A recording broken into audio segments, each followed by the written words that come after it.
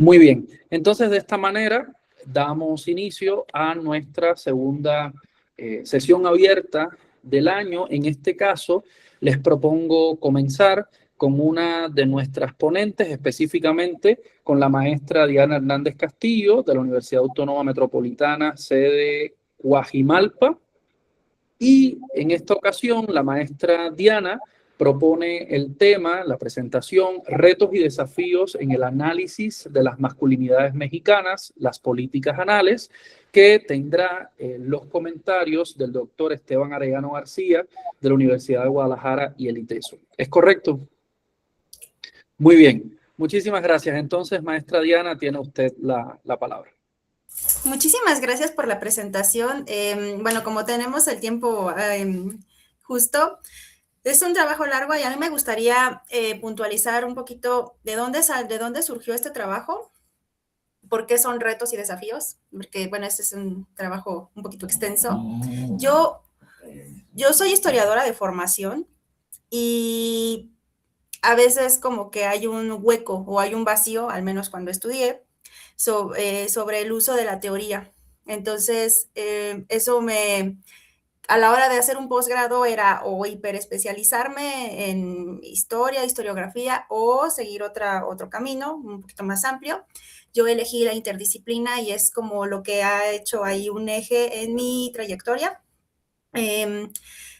Y ya de manera más específica, en el doctorado, este fue el último trabajo que hice para un seminario. Se puede decir que es el último trabajo que hice en mi doctorado, en un seminario que se llama Violencias y Formas de Vida.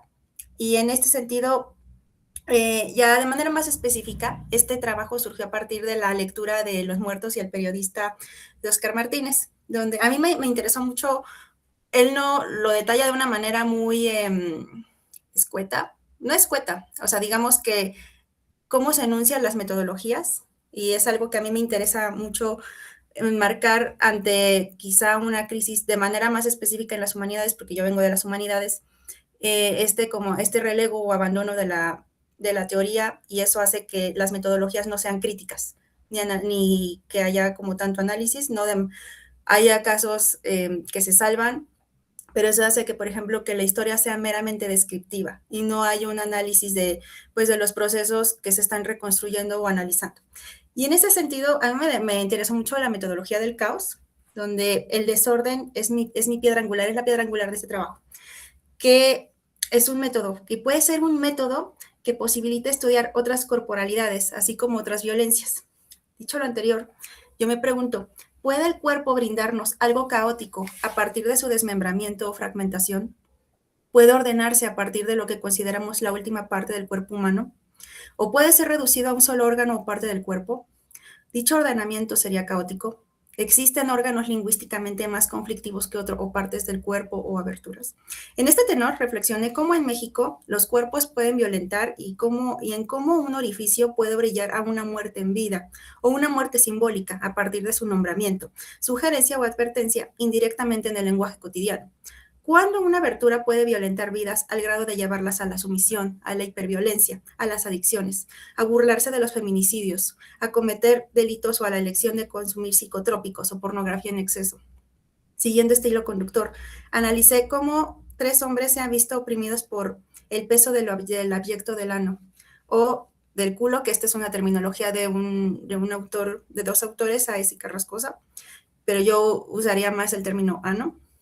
Pues la presencia lingüística de este orificio ha impactado severamente no solo en sus pensamientos, también en sus acciones y sus estilos de vida, dado que configuran sus realidades sociales y personales. Para hilar este trabajo, yo partí de algunas incógnitas, por ejemplo, cómo se trastocan o manifiestan las violencias de género que se viven día a día en las redes familiares, en las redes en la amistad, en las relaciones amorosas, por ejemplo. ¿Qué las origina? ¿Cómo se manifiestan en el habla y en los lenguajes cotidianos? Las 3 historias de vida son importantes para aproximarnos a comprender esas otras violencias que están presentes en las formas de vida de los individuos masculinos. Al respecto, y es algo que a mí me interesaría que quedara como muy clara la teoría, porque creo que es algo importante cómo se puede teorizar, por ejemplo, el ano, o cómo se pueden teorizar partes del cuerpo que no son como hegemónicas, por ejemplo, pienso en la cabeza, y cómo, por ejemplo, este caos o este desorden ordena vidas, ¿no? Inclusive puede ayudarnos a comprendernos a nosotros como investigadores, que nos acercamos a personas que estamos entrevistando, cómo nos ven, o sea, qué tanto a lo mejor nosotros creamos desorden en ellos. Daryl Fortis ha comentado que el ano no tiene nombre ni límites, pero su sola sugerencia refiere a una serie de verbos diversos, como la penetración y la defecación, pero también refiere a la aniquilación, la borradura, la muerte o la escritura, así como una subjetivación, pues la sola alusión a esta abertura deviene en múltiples ideas, pensamientos y acciones que dependen del contexto, puede ser patológico, puede ser morboso o puede ser inenarrable, pero ese contexto estaría condicionado por el lenguaje cotidiano. De ser así, ¿en qué momento o bajo qué discursos el ano se vuelve un lugar abyecto, grotesco o generador de autoviolencias? El cuerpo masculino podría organizarse, mutilarse y o fragmentarse lingüísticamente a partir de esta abertura. Esta es una investigación cualitativa que recurre a la historia de vida para comprender los procesos de interpretación. Nosotros no nos interesa ni perpetuar ni reproducir estereotipos ni nada de esto. Yo pido disculpas si en algún momento como que hay comentarios que, bueno, que son parte de lo que los hombres dijeron, morbosos o muy groseros. Y así nosotros podemos conocer cómo se crea la estructura básica de la experiencia, su significado, mantenimiento y participación a través del lenguaje y de otras construcciones simbólicas. Porque esta es la forma en la que una persona narra de manera profunda las experiencias de vida en función de la interpretación que ésta le haya dado a su vida y su realidad social. A mí me interesa sobre todo analizar cómo esta interpretación y la comprensión del mundo y la realidad social de estos tres individuos entrevistados a través de sus ideas y pensamientos, además de de las violencias que llegaron a estar presentes en algunos de ellos. Este caos enunciado por Martínez es un pivote para esbozar un eje metodológico que posibilite analizar esas historias de vida, porque considero que es importante que a veces nosotros podemos crear nuestras propias metodologías y nuestros propios conceptos para comprender la realidad que nos está rodeando. Las ideas que se tienen discursiva, política y socioculturalmente de ese orificio reconfiguran múltiples políticas anales que perpetúan mediante el lenguaje verbal y corporal diversos machismos y violencia de género, tanto en hombres heterosexuales como homosexuales. En este sentido, por ejemplo, en México está muy arraigado el albur, este doble sentido donde siempre debe de haber un vencedor y un vencido, y es como, sí está muy, muy presente sin importar como los estratos sociales, está presente en la prensa, está presente en las redes sociales, está presente en los noticieros. El lenguaje, como dice Martínez, y está como ligado también, bueno, a estos sectores, y sobre todo, por ejemplo, en el barrio, que es como un estrato aquí muy, muy señalado en la Ciudad de México. Los tres hombres son de la Ciudad de México. Entonces, el barrio puede educar, criar e imponer, y puede procurar la muerte a veces. Entonces, puede ser una muerte simbólica, una muerte de identidad. El barrio y el lenguaje podrían indicar la muerte o la censura de un órgano o un orificio en el cuerpo, ¿no? Entonces, nosotros nos preguntamos, estamos de acuerdo con Deserto y Vigarello, donde por todas partes se busca el cuerpo, pero en ningún sitio se puede encontrar. El análisis no revela sino fragmentos, fracciones, la cabeza, las manos, los brazos, los genitales, por ejemplo. Se trata de elementos ordenados en series particulares, pero uno nunca encuentra el cuerpo. El cuerpo es mítico, en el sentido de que el mito es un discurso no experimental que autoriza y reglamenta unas prácticas. Lo que forma el cuerpo es una simbolización sociohistórica de cada grupo. Nosotros hemos también retomado algunas ideas del doctor Parrini, donde a veces los hombres pueden encarnar masculinidades biológicas y simbólicas y puede verse no solo subordinadas, también se pueden excluir y cuestionar, porque están regidas por sus propias prácticas espaciales y proyecciones corporales que pueden ser prohibidas y marginales. O por el contrario, pueden insertarse lógicas marcadas por la referencia de una masculinidad hegemónica, machista y violenta, y van perpetuando estereotipos, así como, bueno, y se va ejerciendo una violencia extrema hacia otros seres que consideran vulnerables. Pero ¿qué pasa cuando un orificio delimita formas de vidas en hombres que llevan vidas como totalmente opuestas, cuya similitud o eje rector es la violencia? ¿Ese orificio acaso generaría caos? En este sentido, por ejemplo, siguiendo las ideas de Sáenz y Carrascosa, la mano puede ser un órgano o una parte del cuerpo sexual en un siglo y no sexual en otro. Entonces se dice, ¿dónde está el sexo anal? ¿Dónde está el sexo? ¿En qué parte está? ¿No? Y ellos mencionan que el género se produce también por medio de la regulación de lo que ellos denominan el culo, y el acceso al humano también tiene que ver con esta cuestión en la medida en que el sexo anal puede acarrear ni más ni menos que la muerte, porque esas líneas lo controlan, lo vigilan, lo estigmatizan y lo promueven y conforman una política. Ellos dicen, el culo es un espacio político, así como un problema político, un problema de Estado. ¿Por qué? Porque en este orificio acontecen discursos, prácticas, vigilancias, miradas, exploraciones, escarnos, odios y asesinatos. Estas políticas son esas redes de intervenciones y de reacciones, y por ello tenemos que entender cómo se relaciona lo anal con el sexo, con el género, con la masculinidad y con las relaciones sociales. Eso político puede reprimir lo anal. Eso heterocentrado se construye día a día y surge una analidad que puede ser pasiva, activa, solidaria, decidida o ética.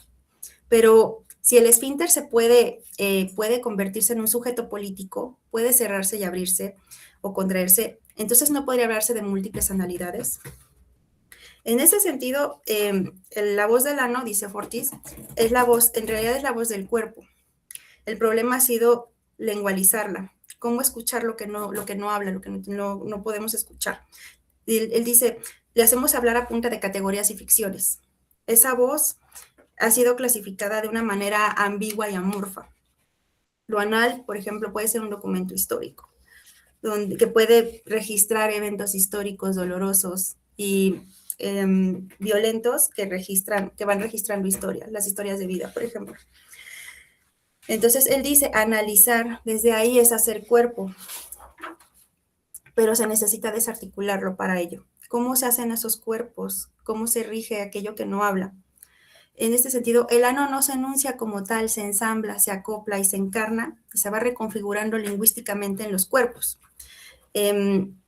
Entonces, a continuación, bueno, si me queda ahí en el tiempo, la primera historia yo la titulé La analidad cerrada, es de un individuo sumamente que tiene problemas de ira, derivado de la educación que recibió de sus padres y de sus tíos, que lo humillaron mediante el ano, porque le dieron como unas nalgadas en público.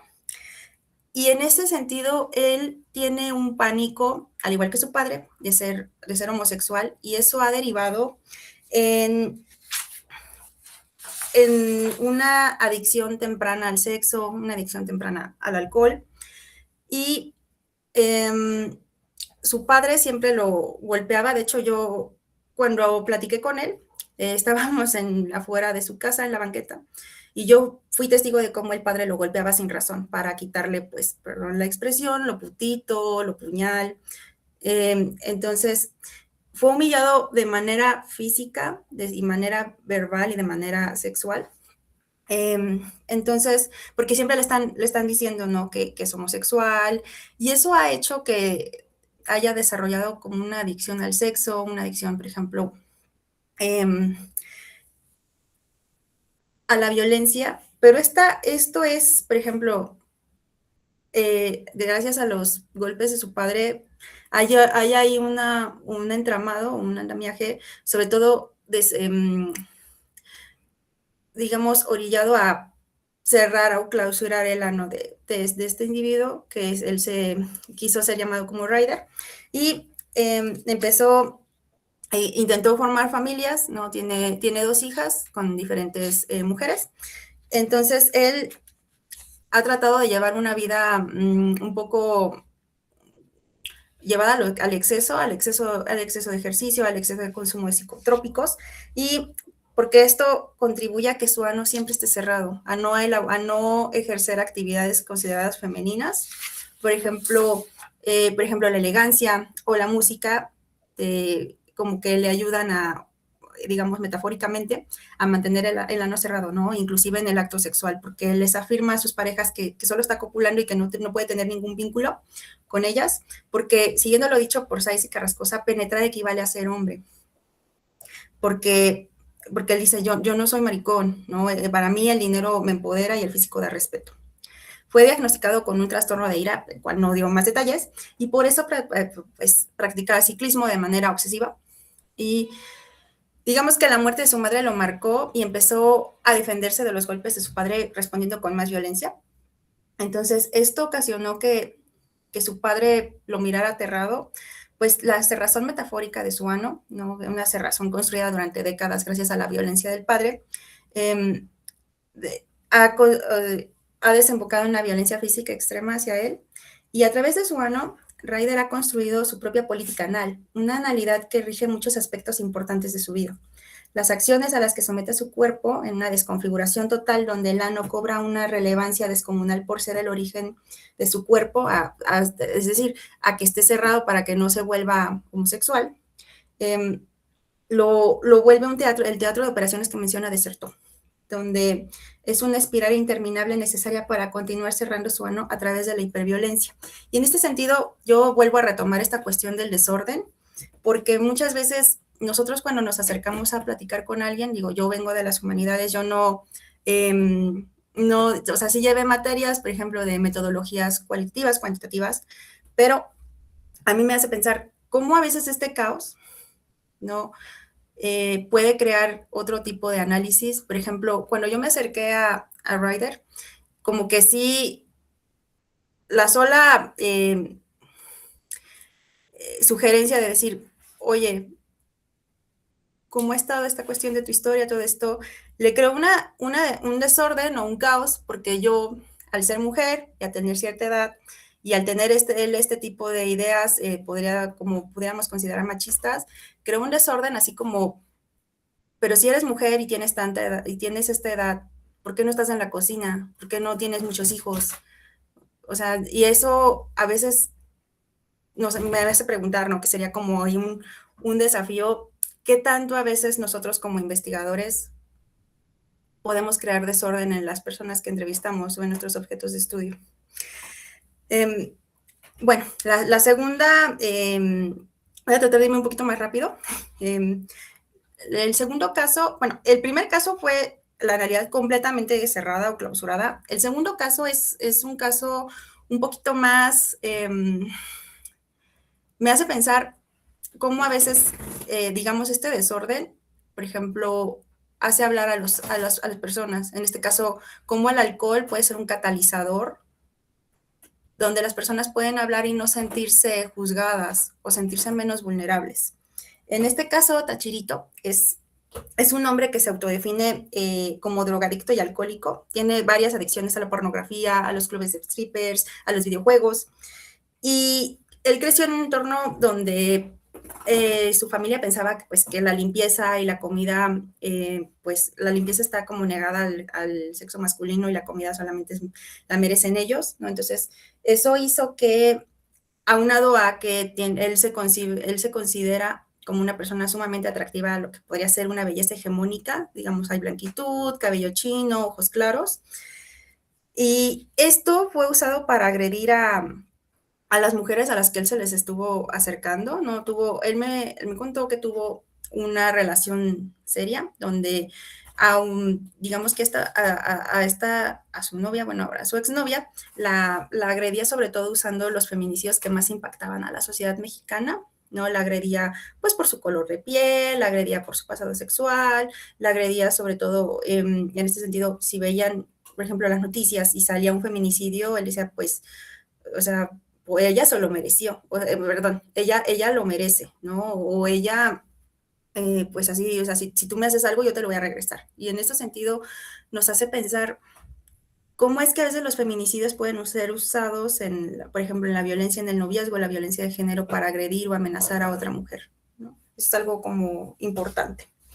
Y en esa relación, él empezó como a desarrollar, bueno, ya de manera como previa, ficciones en la cuestión del género, porque a causa de su belleza empezó a desarrollar como ficciones donde él decía que era una niña con pene.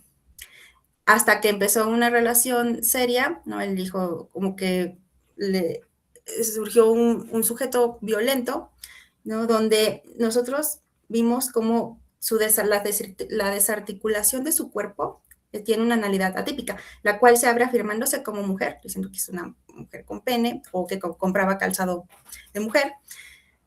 Y se cierra al agredir sobre todo mediante el lenguaje, ¿no? Y esto construyó un sujeto político expuesto al machismo, al capitalismo, sobre todo a la acumulación y la compulsión, y a los cánones de belleza hegemónicos que lo desorientaban para definirse tanto físicamente como en cuestiones de género. Entonces, en este sentido, volvió a replicar algunas violencias como con su pareja. Por ejemplo, está la misma situación, por ejemplo, del acto sexual y del acto de penetrar como un suceso que reitera esa masculinidad que les reitera ser hombres. Y también el rechazo a usar, por ejemplo, preservativos, porque él decía que usarlos, cito, para él es de putitos. Entonces, lo que demuestra la necesaria cerrazón del ano en sus prácticas sexuales. Ok. Dice que, bueno, él mencionó que solamente se percataba de la violencia que ejercía contra su exnovia cuando la terminaban, porque era una relación intermitente, por lo que pude entender. Y sin embargo, cuando ella volvía con él, la violencia se iba incrementando hasta llegar a la violencia física.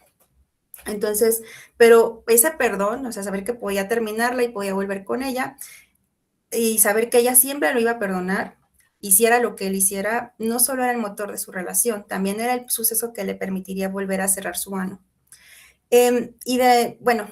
Como mencioné anteriormente, en esa relación, él comentó que se volvió adicto a los videojuegos y a la pornografía, y eso nos hace pensar, ¿no? Algo importante, cómo esta adicción le configuró un imaginario ideal de la mujer como un ser a odiar y a poseer, ¿no? Hay varios estudios sobre cómo la pornografía puede ahí generar conductas violentas y dañinas, ¿no? Sobre todo en contra de la mujer, donde se coloca la figura femenina en una posición de sumisión, mientras que al hombre se le dota de poder.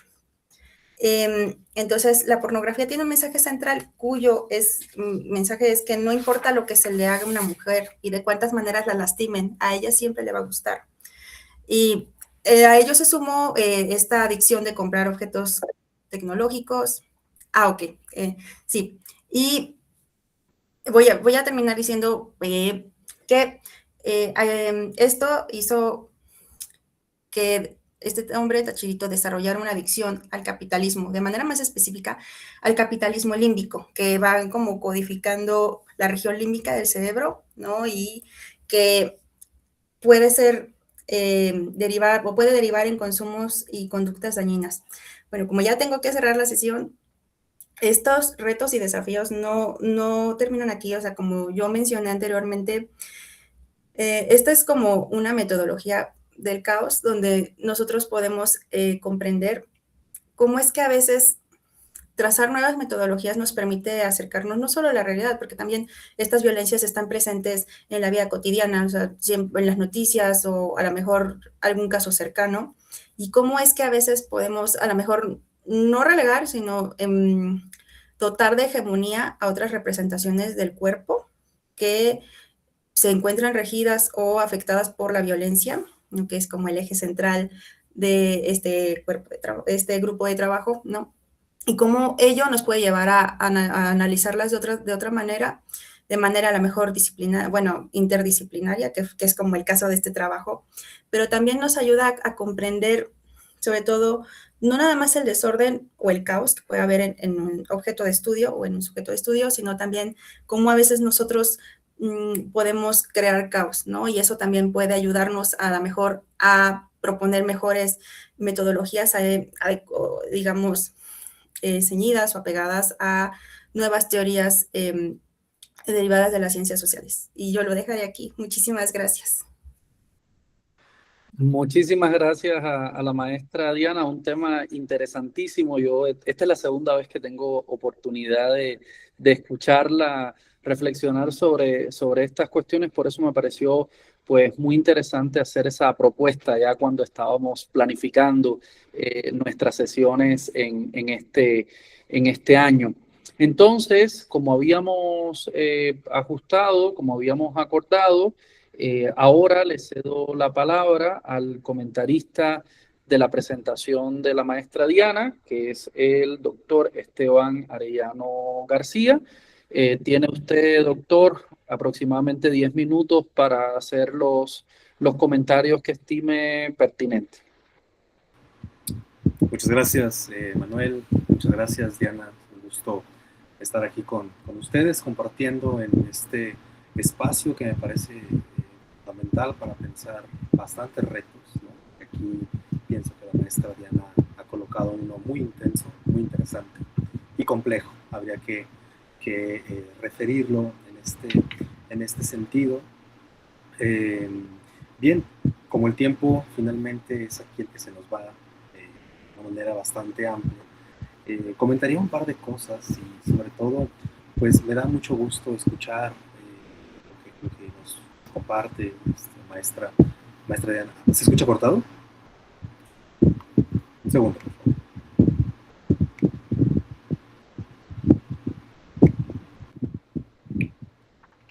¿Será que se escucha mejor así? ¿Sí? No sé qué tienen después las computadoras y los audífonos y como que no van de la mano, ¿no? Entonces, bueno, si hay alguna falla o algo, con mucho gusto si me lo comentan, lo puedo tratar de solucionar. Bien, es un gusto escucharle, maestra, en este caso que nos comparte, muchas gracias, que nos comparte su reflexión. Es un tema y es un texto el que yo revisé, complejo, interesante, intenso y con múltiples pliegues, podríamos decirlo, continuando con la metáfora, en este caso, que se plantea aquí el abordar. Hay varias cosas que en realidad me parecen importantes de señalar, pero bueno, veré hasta dónde me alcanza.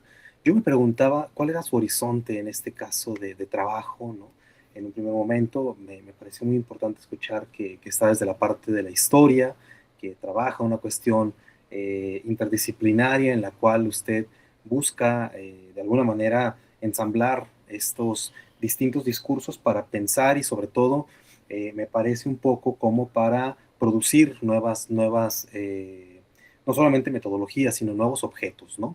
Me parece que un poco, no lo vi en el texto, tampoco se lo escuché, pero al final cuando usted mencionaba algo, me resulta de dos autores que me parecen imprescindibles, que en este caso también desde mi lado vengo también de las humanidades, ¿no? Pero también habito en las ciencias sociales, entonces comparto ambos horizontes. Y en este caso, un autor es Gaston Bachelard, que es alguien que propone una formación importantísima para la producción de objeto de estudio en este caso, y me parece que desde un horizonte también a la par está en este caso Roland Barthes, quien también señala que no hay un objeto sino que se produce. Entonces me parece muy interesante cómo este primer abordaje de la noción del caos pues a usted le permitiría establecer primeramente una pauta de abordaje metodológico, pero también un abordaje que produce un objeto, ¿no? Algo que me parece que es un objeto muy singular porque finalmente es un objeto que es un objeto en falta de objeto, podríamos decirlo de esta manera, ¿no? Es decir, es un elemento que podríamos pensar como orificio, ¿no? O que lo podríamos pensar en un sentido contrario, en este caso podríamos decirlo a la carne, digámoslo, a eso que de alguna manera circunda la carne y donde como pliegue finalmente es un aspecto que está sin estar en este caso, ¿no? Hay una cuestión que tal vez usted conozca que me parece también importante, por ejemplo, que es otro pliegue, que no es en este caso el ano, pero también hay historias de los orificios, por ejemplo, Guittier-Thibon habla sobre la historia del ombligo en este caso, ¿no? Que es una forma de pensar la noción del ombligo como un centro cósmico, algo donde de alguna manera aparece en diferentes manifestaciones, y es un poco lo que usted mencionaba con las cuestiones que retoman, por ejemplo, es Carrascosa, me parece, el autor que usted retoma, quien señala en un momento una representación, tiene efectos y en otro no las tiene, ¿no? Esos pliegues discursivos me parecen importantes. Bien, estos son los primeros aspectos en lo cual quisiera señalar la complejidad y a lo cual yo quisiera referirle esta congratulación de leer algo que finalmente se atreve a pensar, pensarse, pensarnos, también dentro de la cultura mexicana, y de ahí me llevaría a pensar algunas preguntas que me parece que pueden ayudar a trabajar y profundizar en el texto que usted nos comparte, y con los 3 casos de manera particular, en el que nos quedamos en 2, con Tachirito, y que me parece complejo, complejísimo, porque son aspectos importantes. La primera cuestión, porque avanzaré rápido, la primera cuestión es, me parece que la teoría y el método que usted quiere trabajar, que implica la noción de caos, es muy potente, pero si solamente se enuncia, no se sacan sus consecuencias. Y esto lo señalaba un poco desde el inicio, que usted menciona esto, pero, por ejemplo, alguien como Deleuze trabaja la noción de caósmosis y da cuenta de una lógica del caos. Entonces, me parece que si usted quiere proponer una noción metodológica del caos, tendría que sacar sus consecuencias para que el ensamble pueda aparecer, plegar, replegar y abrir otras categorías. Ahora, hay una cosa que usted coloca, por lo menos en el texto que yo leí, en la página 16, que ahí me parece que se establece solamente a manera de mención, y que pienso que, aunado a la cuestión del método, produciría una serie de consecuencias muy importantes, donde casi no lo menciona en el texto. Me parece solamente hay 2 menciones de ello, que es el ano como metáfora, porque una cosa es pensar la noción del ano como orificio y la otra es la cuestión metafórica, porque la cuestión metafórica abriría una dimensión que toca, en este caso, la cuestión del discurso, en la cual están insertos, digámoslo, personas como en el caso de Judith Butler, que nos hablará de la performatividad, o autores un poco más complejos que llevan hacia otras cuestiones la noción de no solamente lo performativo, sino la noción discursiva anclada en la cuestión ideológica, como es la escuela eslovena, como autores como Slavoj Žižek o Alenka Supancic en este sentido. ¿Por qué? Porque no es lo mismo hablar de la materialidad del ano, que aquí usted mencionó un elemento, pero que me parece que habría que darle como todas sus consecuencias, porque los autores que toma son sudamericanos, y en efecto, hay una cuestión que me parece también sutil pero importante a pensar, porque ano y culo, por lo menos en México, no son lo mismo. Culo y nalgas no son lo mismo tampoco, porque la nalga es la carne que abraza, que pliega, que produce la cuestión del ano, y el ano finalmente no se reduce a la carne, sino que abre un espacio, un espacio, podría decirlo con Foucault, heterotopología, que no se circunscribe a la carne, sino a aquello que pliega la carne, en este caso. Entonces, eso me parece como muy importante, ¿no?, también de señalar. Y entonces la materialidad de la carne tiene un sentido, pero la materialidad del discurso tiene otros sentidos, en plural, que no me queda tan claro tampoco en la exposición cómo hay un paso y esta metonimia, por ejemplo, entre la cuestión de la carne y el discurso. Y yo sé que me queda muy poco tiempo, no quisiera tomarme la atribución de mencionar más, pero es una cuestión sumamente interesante la que usted presenta. Tal vez mis colegas no me dejarán mentir, pero también me parece que hay un vacío en el estado del arte muy importante, porque hay, por lo menos, voy a mencionar 2 autores, ¿no? Y los voy a mencionar de esta manera, que uno, bueno, está funadísimo, ¿no?, que es Octavio Paz, que tiene, digámoslo, El laberinto de la soledad, donde, digámoslo, él justamente pone en juego la dimensión del albur, una materialidad simbólica que se abre un espacio en el discurso, con toda la cuestión que usted teoriza, como esta cuestión del cerrar del ano. Finalmente, él dirá el chingar, el verbo chingar será aquel que determine la condición en la cual, por qué el albur implicará una posición activa o pasiva.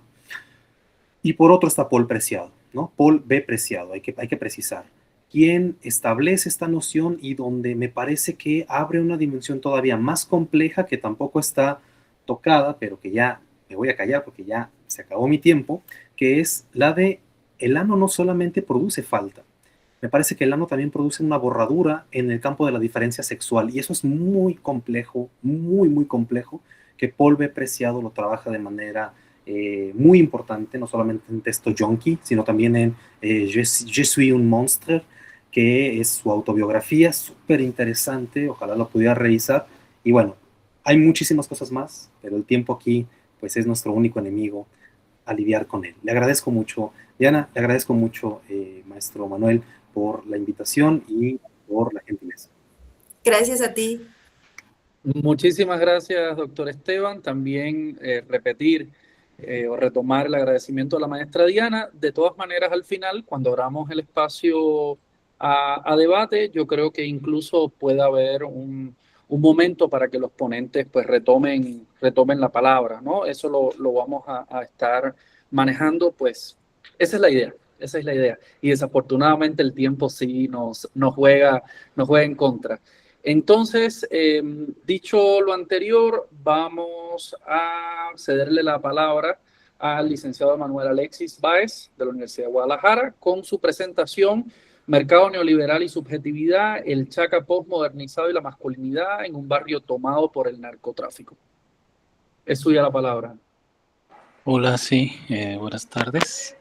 Quería compartir una presentación, pero la verdad es que estoy en tronco para moverla aquí. Voy a perder tiempo en esto.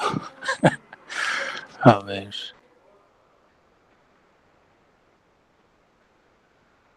Ay, no.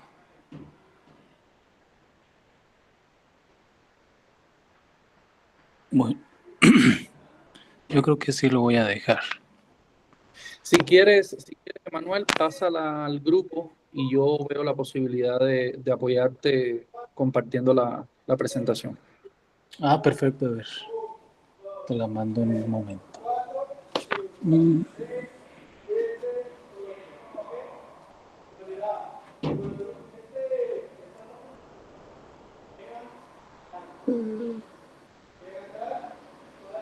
Aquí está, sí.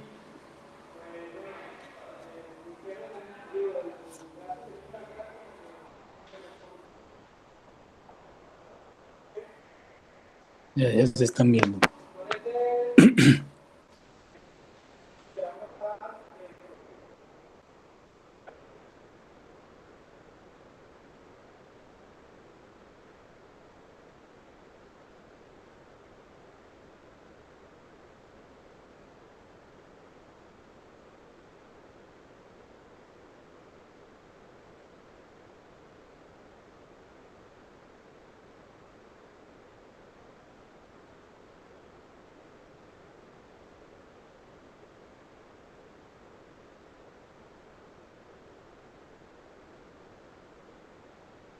¿Sí la pudiste enviar?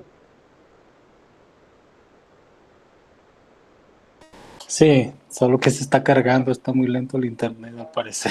Ah, muy bien, muy bien, muy bien.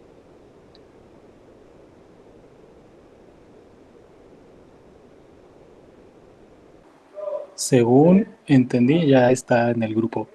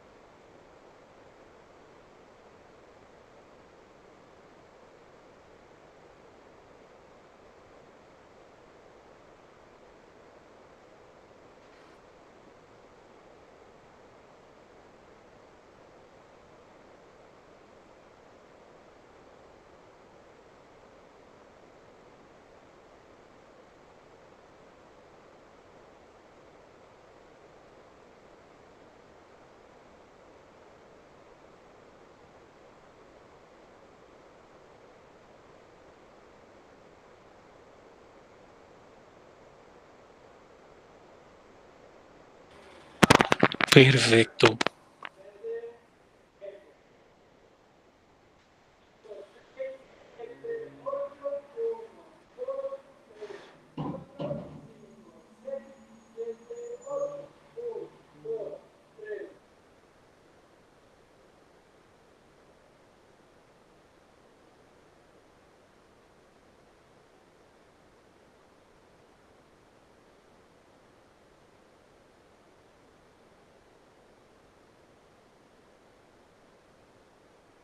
Muy bien, entonces ahí está la presentación. Muchas gracias, Manuel. ¿Sí me escuchó claramente?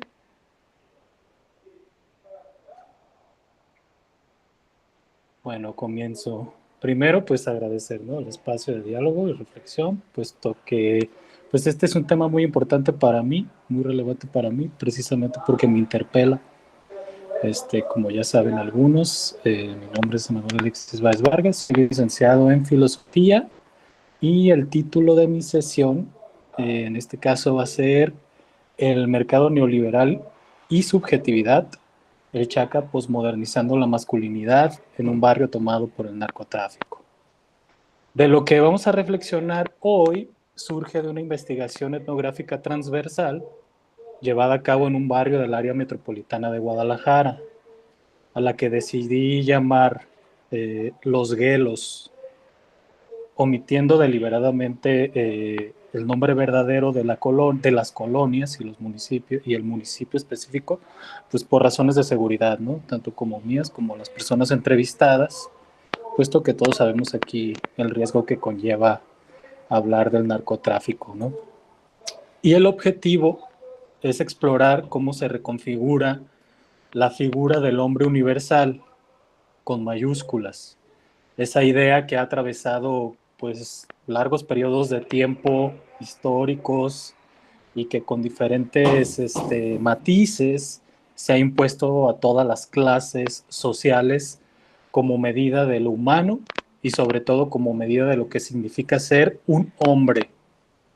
En este contexto me interesa analizar una subcultura tomada y organizada por el narcotráfico, y me concentraré en una figura paradójica que se llama el Chaca. Puesto que se objetiviza de una manera inesperada en una especie, pero con minúsculas, de hombre universal. Es decir, el barrio ha traducido la idea de hombre universal, seleccionando solo aquellas características que considera sustanciales de aquella gran figura, de aquella figura arquetípica del hombre universal, sobre todo aquellas que llevan referencia a la violencia como atributo central de la masculinidad.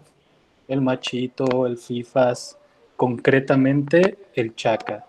Y en este marco, la pregunta que guía mi ponencia es: ¿cómo se reformula la figura del hombre universal en los guelos?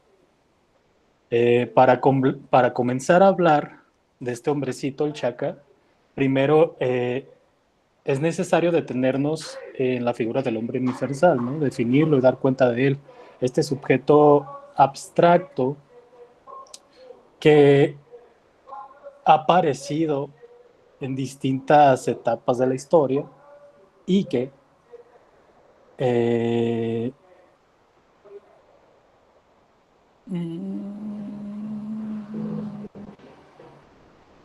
que es muy evidente y a la vez muy invisible, ¿no? Pero no es otra cosa que la idealización del hombre blanco, fuerte, blanco, alto, racional, rico y poderoso, que en otras palabras es la idea de hombre perfecto. Recordemos aquí a Platón y su noción de la idea, que nos ayuda a ilustrar este proyecto político, ético y estético de construir una abstracción que abarque a todo hombre habido y por haber. Hablamos de una figura, aunque no siempre somos conscientes de ella, que atraviesa todas nuestras prácticas y subjetividades, y todos formamos parte de esta gran herencia, ¿no? Siguiendo la tesitura platónica y solo como ejercicio para ilustrar lo que quiero plantear, podríamos preguntarnos: ¿qué hace que todo hombre sea un hombre? Bueno, desde Platón la respuesta sería la idea perfecta de hombre, un modelo abstracto que se impone sobre las particularidades. No profundizaré en esta desviación puramente filosófica, pero es importante tenerla presente porque es justamente esa idea universal lo que servirá como telón de fondo para entender al Chaca y las masculinidades que emergen en un barrio criminalizado, ¿no? ¿Alguien se puede imaginar a este hombre perfecto? Si no, no se preocupen, Occidente ya lo hizo por nosotros. Veamos, por ejemplo, la obra de Claudio Sgarbi, que es la anterior, esa mera, quien realizó un dibujo tosco pero significativo del hombre de Vitruvio, ¿no? En la siguiente diapositiva Al lado derecho encontramos la representación de Francesco di Giorgio de Martini, elaborada en 1470. El canon figurativo fue fijado originalmente por Vitruvio en su tratado de arquitectura y distintos artistas del siglo XV lo reinterpretaron, pero la imagen icónica que está a su lado izquierdo, que todos reconocemos, es la de Leonardo da Vinci, que se convirtió en símbolo absoluto de una aspiración de la idea de hombre perfecto, el hombre universal. Nadie, espero, podría afirmar que esta representación tiene rasgos raciales asiáticos, africanos o latinoamericanos, ¿cierto?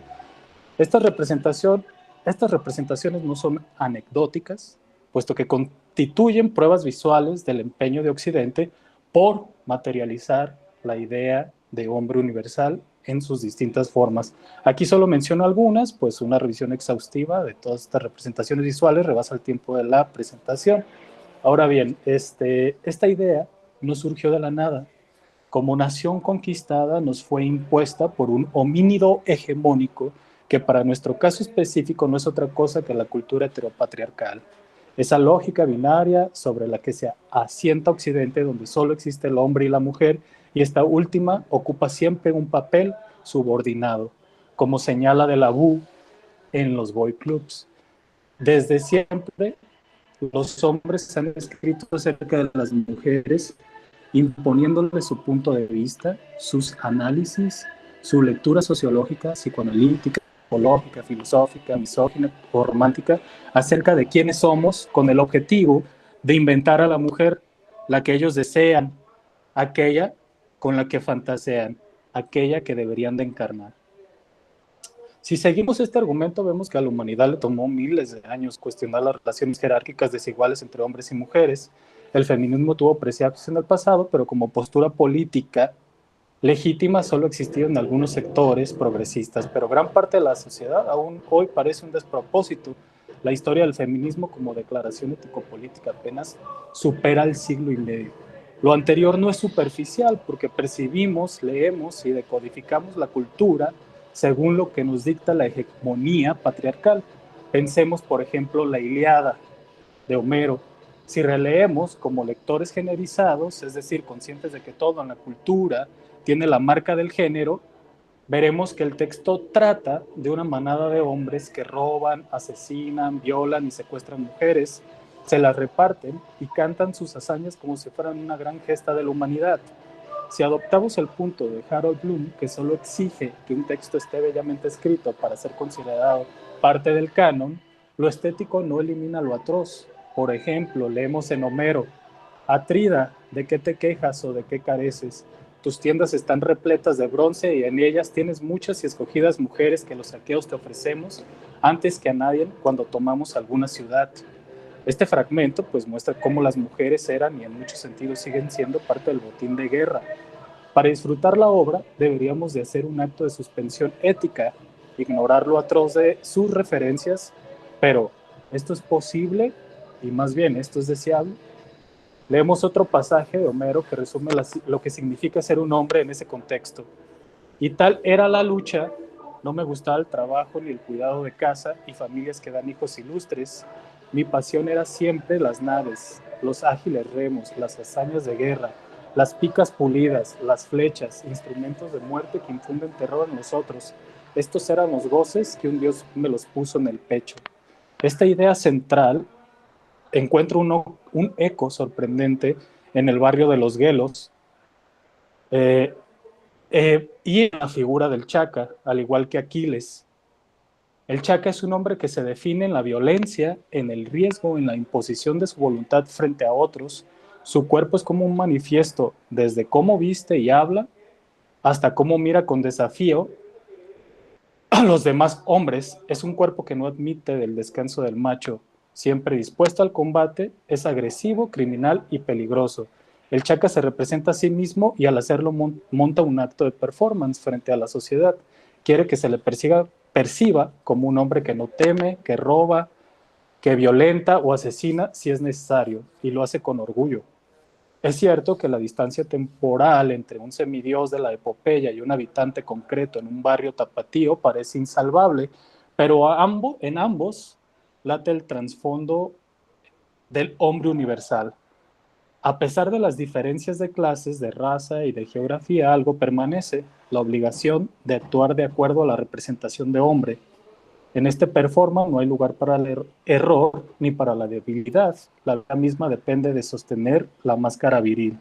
Tanto Aquiles como el Chaca dramatizan lo mismo, la imposición de un modelo que atraviesa siglos y que se reactualiza en un barrio criminalizado por el narcotráfico. ¿Cómo llegó la figura del hombre universal, nacido en la tradición occidental, hasta encarnarse en una subcultura como la de los gelos? Hemos dado algunas pistas, pero no hemos explicado aún cómo se dio este paso enorme entre Aquiles y el Chaca, ¿no? Pues bien, si buscamos una figura mexicana que represente al hombre universal, podemos pensar de inmediato en el Valiente, Carta de la Lotería y en muchos otros personajes del cine mexicano. Estos íconos son fundamentales para entender cómo se configuró en nuestro contexto una representación local de masculinidad. En el juego de la lotería, el Valiente aparece con su zarape, en la mano izquierda y en la derecha un arma, un soportante, un sacatripas, todavía manchado de sangre. No sabemos contra quién lucha ni por qué, pero lo que importa es la imagen, un hombre que no teme ni a la muerte ni a otros hombres. Esa representación condensa en un solo golpe de vista lo que debería de ser un hombre mexicano a finales del siglo XIX y buena parte del siglo XX. Esta figura pasó pronto al cine, en Pedro Infante, en el Indio Fernández y una larga lista de actores que encarnaron la moral viril de un país campirano y patriarcal. El Valiente del cartón y de la pantalla no eran simplemente un individuo, era un modelo universalizado para las clases bajas. Un mestizo más blanco que moreno, trabajador, mujeriego, valiente, que usaba la violencia como forma de imponerse al mundo. Y ahí está el puente, ¿no? Lo que en Occidente fue Aquiles y su representación visual, el hombre de Vitruvio en México fue el macho, representado por el Valiente, reforzado por el cine de oro nacional y la cultura popular. Ayer fue Aquiles, después el Valiente, hoy el Chaca.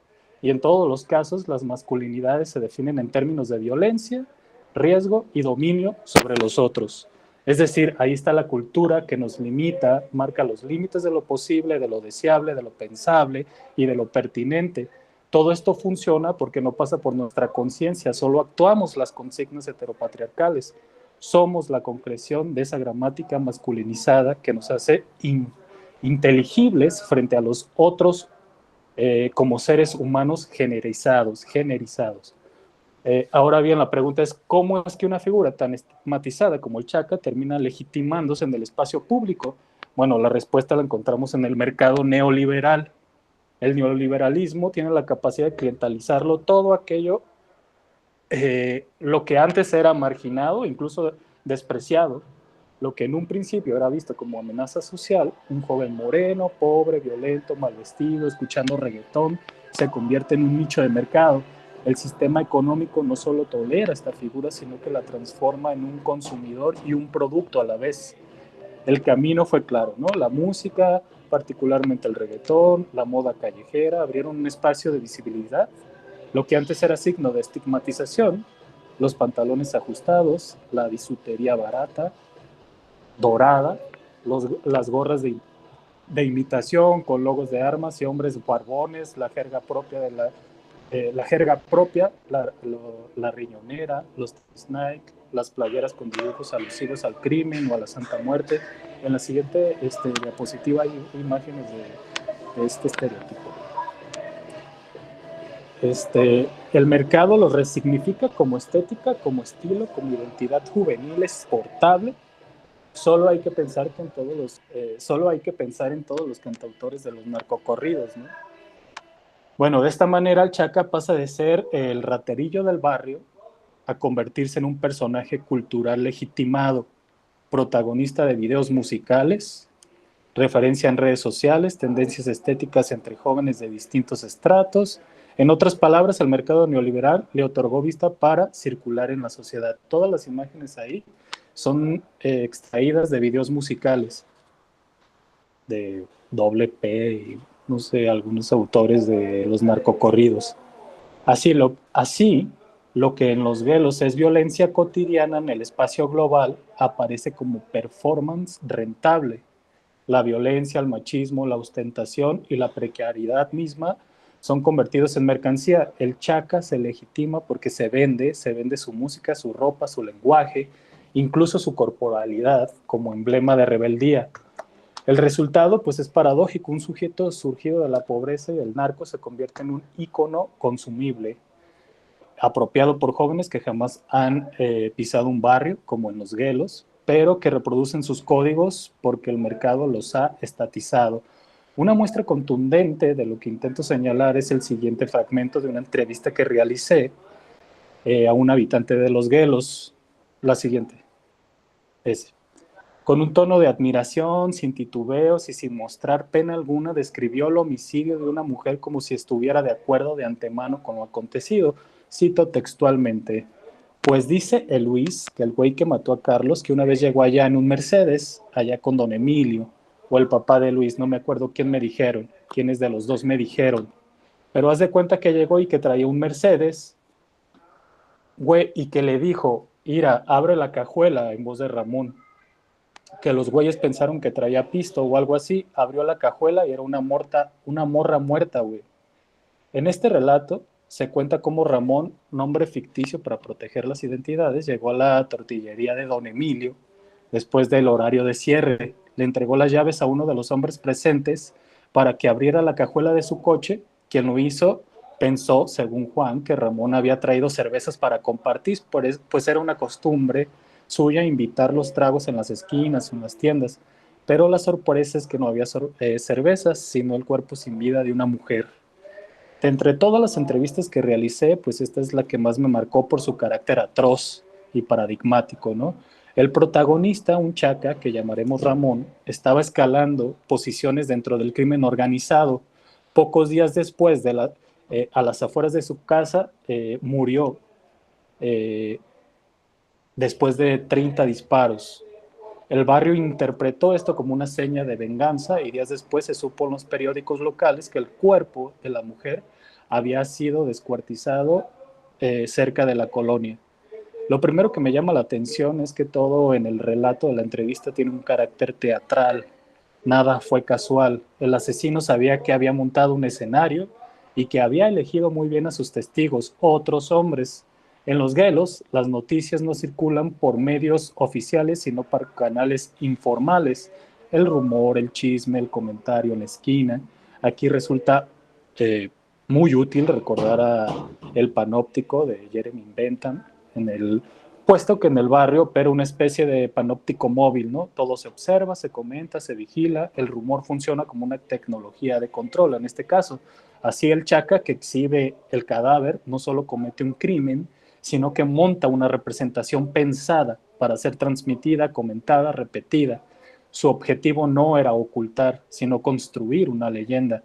Podemos imaginarlo así, el cadáver como prueba, los testigos como mensajeros, el relato como semilla de una narrativa que muy pronto se esperaría que se escuchara por todo el barrio. La finalidad, pues, inspirar miedo, respeto, quizás incluso admiración entre los otros hombres, ¿no? Este acto puede parecer atroz, y lo es, pero debemos recordar que en un marco más amplio, el del hombre ordinario en la cultura heteropatriarcal, el asesinato de mujeres no es ajeno a nuestra sociedad, sino parte de una normalidad cotidiana.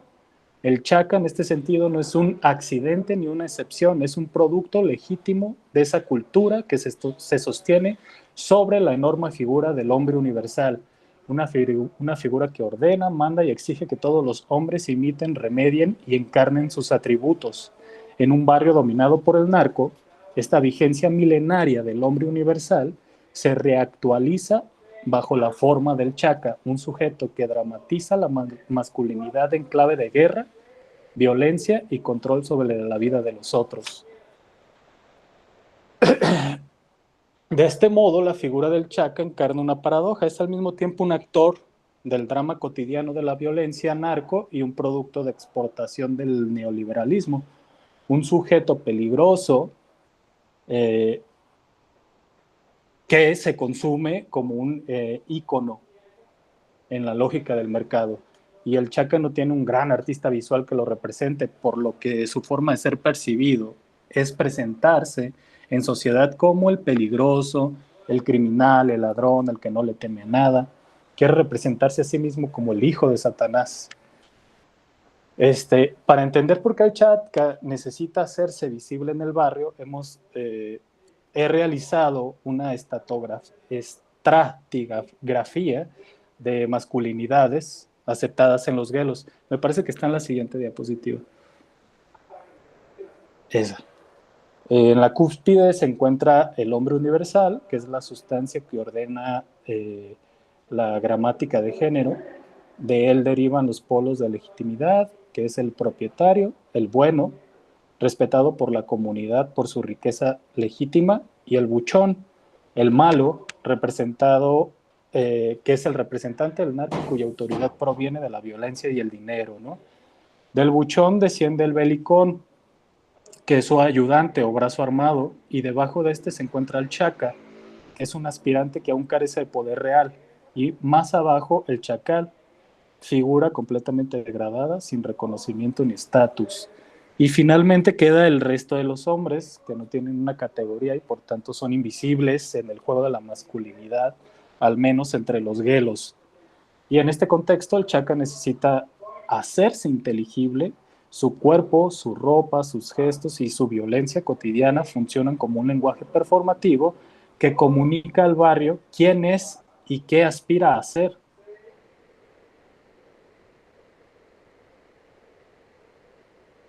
Formativo, reiteración de actos que producen la ilusión de sustancia, y Bentham, que nos muestra cómo el barrio opera como un panóptico móvil donde rumores, chismes, historias vigilan y regulan la conducta. De esta forma, el Chaka dramatiza su identidad, porque en los guelos ser hombre implica ser leído y reconocido por otros hombres. Su aspiración es clara. Primero, demostrar que no teme al riesgo, matando a una mujer, y después ascender hacia la posición del belicón, con lo que accedería a un nivel superior de poder y respeto. Si añadimos la clave queer de que toda ética es una estética y toda estética es una ética, entendemos mejor su performance. La ética del Chaka, basada en la violencia y la afirmación viril, solo se vuelve reconocible porque se expresa en una estética: cadenas, gorras, música, lenguaje corporal, y esa estética a su vez está cargada de una ética que define jerarquías y legitima violencias. En suma, el Chaka no busca simplemente sobrevivir, busca hacerse visible, inteligible, y en ese proceso legitimar su existencia masculina en un barrio dominado por la violencia del narco. De una manera insospechada, nace de un espacio mítico que ha dado origen al hombre malvado.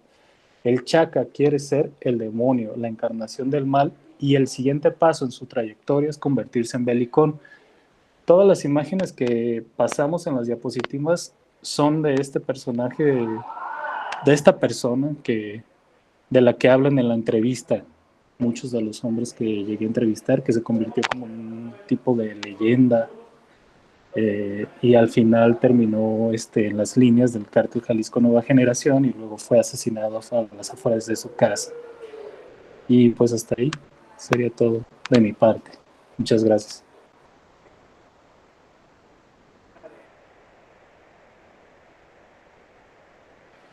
Muchísimas gracias, Emanuel. Te agradezco la presentación.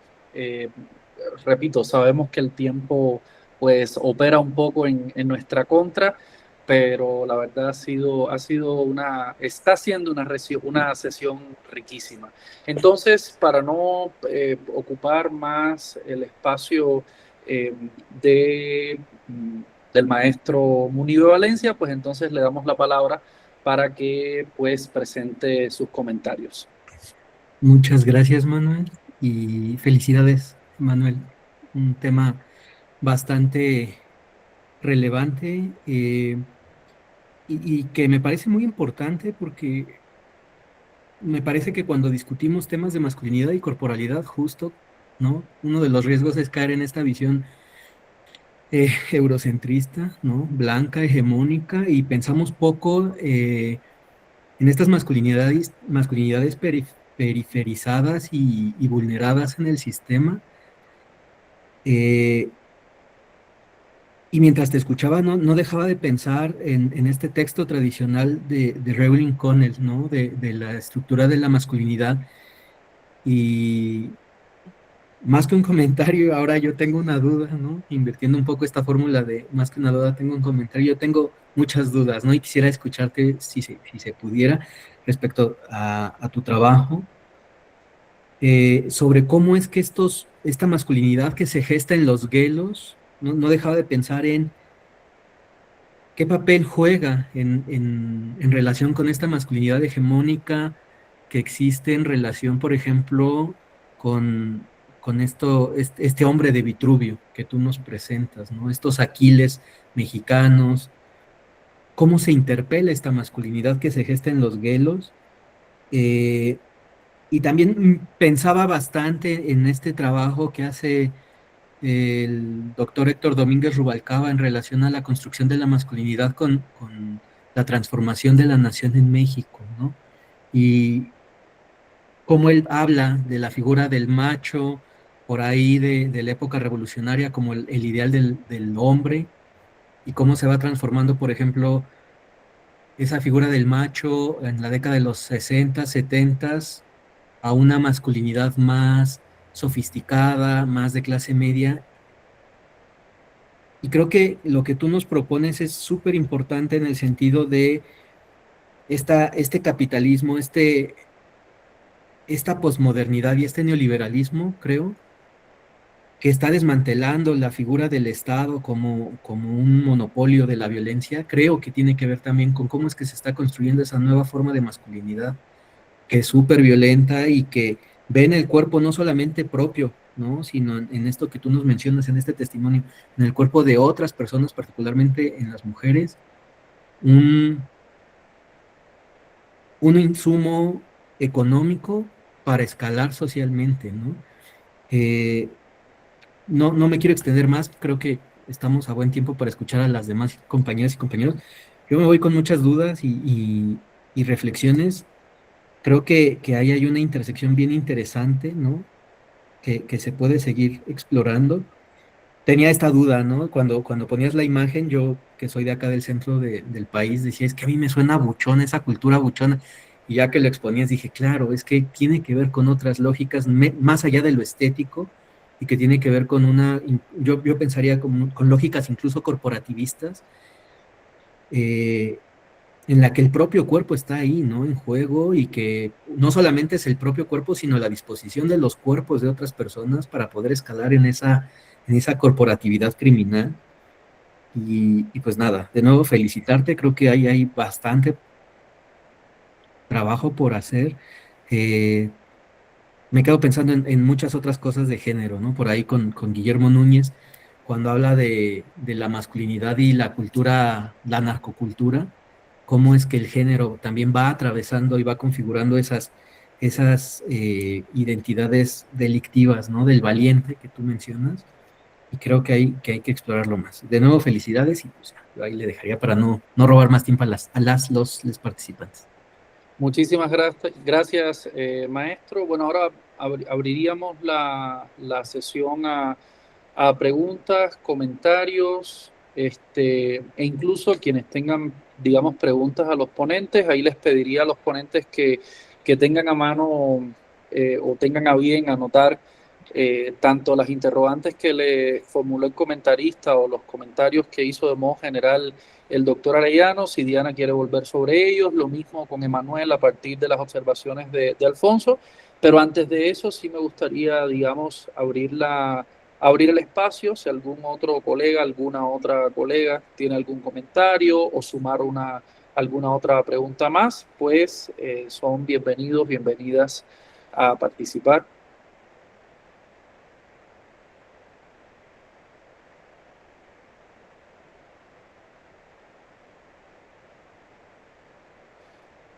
Bueno, no he recibido ninguna solicitud de palabra, entonces estaría muy bien que, siendo así, cerráramos con pues las devoluciones primero de la maestra Diana y finalmente del licenciado Emanuel. Le pediría, tenemos, bueno, en principio, si nos ajustamos a a la idea inicial, tenemos unos 7, quizás 10 minutos. Entonces, 5 minutos a la maestra Diana y 5 minutos más para el licenciado Emanuel. Adelante, Diana.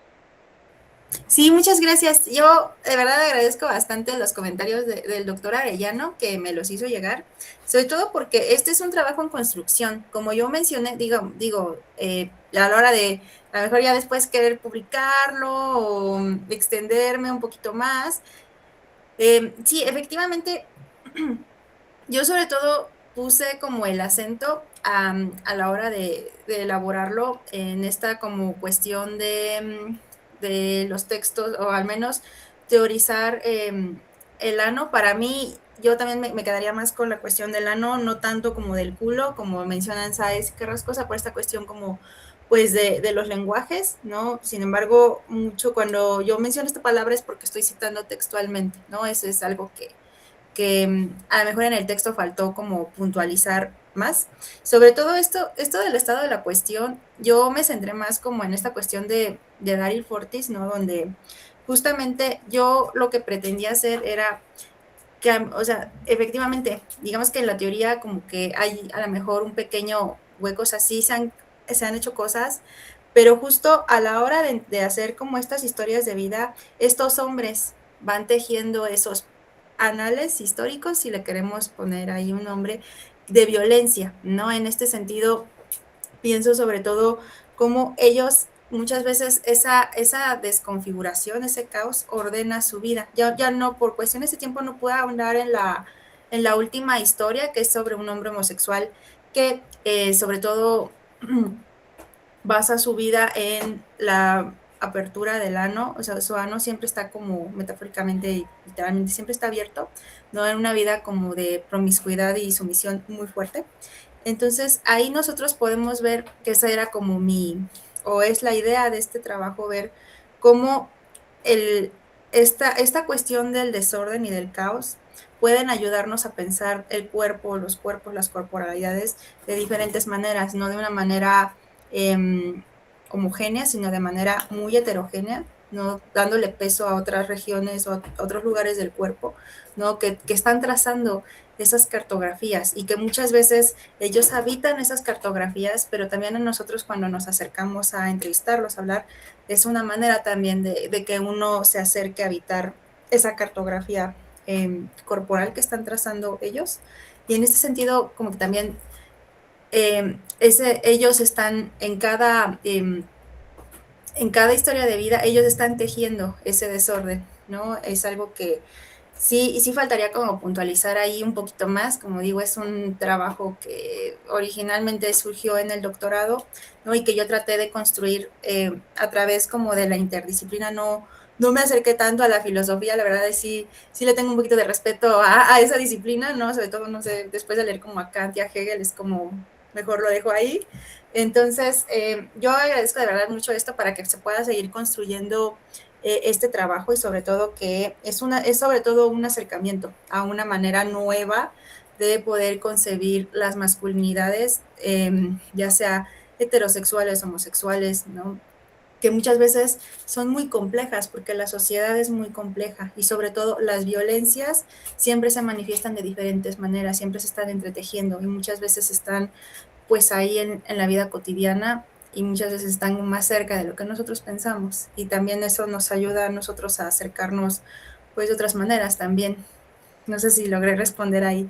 Las preguntas lo dejaría ahí para que puedan participar el otro ponente. Muchas gracias. Muchísimas gracias, maestra Diana. De todas maneras, estos temas son para seguirlos abordando en el resto de las sesiones, y recuerden que nos queda ahí una conversación como grupo pendiente para algunos proyectos de seminarios interinstitucionales y obras colectivas, que puede ser un espacio pues para retomar estas cuestiones. Muchísimas gracias nuevamente a la maestra Diana, y también reiterar el agradecimiento al doctor Esteban Arellano. Les pediría a los dos que si tienen, bueno, Diana, tanto su presentación escrita como el doctor Esteban Arellano sus comentarios, que me la hagan llevar, me hagan llegar, perdón, los documentos para alojarlos en la carpeta de esta sesión en el Drive. Y bueno, en este caso, le cedo la palabra entonces al licenciado Emanuel sobre los comentarios que recibió del maestro Alfonso Munido Valencia. Pues muchas gracias por los comentarios, muy positivos. Le agradezco la atención al doctor Alfonso. Y bueno, no sé, no me quedó claro que si hubo una pregunta tal cual concreta, pero sí me gustaría dejar en claro qué interseccionalidad me interesa en mi propio tema, ¿no? Y una de esas es la de masculinidad y cultura occidental. Entonces, tomo el arquetipo de Occidente, que en este caso viene representado por estas obras, son prueba estas obras de que ha habido una intención política de construir un hombre universal, o la idea de hombre universal. Y cómo esta construcción arquetípica de hombre universal ha sido llevada al resto de territorios, en este caso el mexicano.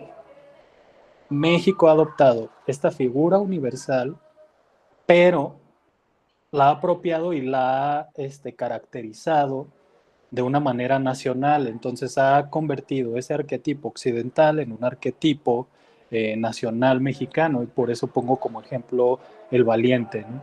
En este caso. Y luego como esta idea de macho mexicano ha sido reinterpretada de manera estereotípica por muchas figuras, que en este caso mi barrio concreto es representada por el Chaca, el Belicón, el Buchón, el Chacal. Todas estas masculinidades son estereotipos que provienen de esta figura nacional del macho. Y luego está el Chaca concreto, ¿no? El Chaca, porque hay una figura de Chaca, por así decirlo, ideal. Porque como tal, la figura estereotípica del Chaca no es originaria de Jalisco. Viene de la Ciudad de México y de una cultura del reggaetón, que luego fue esparciéndose por toda la República Mexicana y nos llegó aquí, llegó a la colonia como tal, por medio de la música, y luego se readaptó. ¿Por qué? Porque hubo una necesidad. La necesidad era el narcotráfico. Llegó un punto en la colonia en el que había cholos, pero estos cholos se convirtieron en chacas, y por necesidad del narcotráfico, por imposición del narcotráfico, se convirtieron en chacas que tendían a querer escalar en la jerarquía. Entonces ahí tenemos ya el Chaca concreto, ¿no? Este Chaca que no es el Chaca del todo, que solo escucha reggaetón, sino que el